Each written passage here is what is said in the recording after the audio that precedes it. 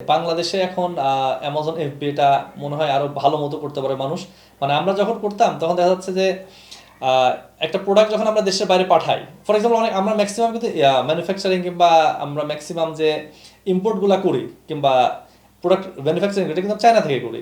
তো আমাদের কিন্তু বাংলাদেশে অনেক ভালো প্রোডাক্ট আছে, লাইক সবাই বলে গার্মেন্টস প্রোডাক্ট, বাট আমি গার্মেন্টস প্রোডাক্ট নিয়ে এতটা আমি ইন্টারেস্টেড না। আমি ব্যক্তিগতভাবে দেখি যে হ্যান্ডমেড যে গুডসগুলা, আমাদের জুট প্রোডাক্ট আছে, আমাদের লেদার গুডস আছে, হ্যান্ডমেড নকশি কাঁথাও আপনি বলতে পারেন, বাট এটা সেল করতে বলতেছেন, জাস্ট কথার কথা বললাম। তো এই প্রোডাক্টগুলো আগে যদি আপনি চাইতেন আপনি এক্সপোর্ট করবেন, তো আপনি দেখাচ্ছে আমাদের কিন্তু ওইখান থেকে একটা ক্রেতার প্রয়োজন হতো, যে ইউএস থেকে একজন আমাদের মানে পারচেজ অর্ডার প্লেস করতো, তার এগেনস্টে হয়তো আমরা তাকে পাঠাইতাম, মানে এলসি এলসি খোলা বলেন কিংবা প্রোডাক্টটা পাঠাইতাম। অনেক একটা ঝামেলার মতো ছিল, শুধু বাংলা কথা আমি আপনাকে বলি। কিন্তু এখন গভর্নমেন্ট যে নতুন যে রুলটা করতেছে, করে ফেলছে অলরেডি, তারা যদি কেউ অ্যামাজনে কিংবা আলিবাবাতে কিংবা কোনো স্বনামধন্য মার্কেট প্লেসে কোনো প্রোডাক্ট সেল করতে চায়, তাদের জন্য কিন্তু আর আমাদের যে পারচেজ অর্ডারটার প্রয়োজন নাই।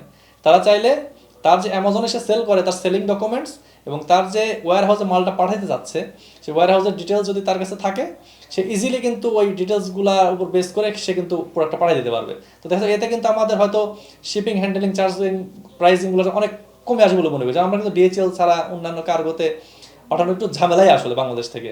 এই জন্য কিন্তু সবাই ম্যাক্সিমাম কিন্তু ইউজ করে হচ্ছে আপনার ধরেন চায়না কিংবা ভিয়েতনাম, তারপর ইন্ডিয়া পাকিস্তানেও এত ঝামেলা আসলে আমাদের দেশের মতো নাই। তো গভর্নমেন্টের নতুন ইনিশিয়েটিভটা বেসিক্যালি ইট উইল হেল্প।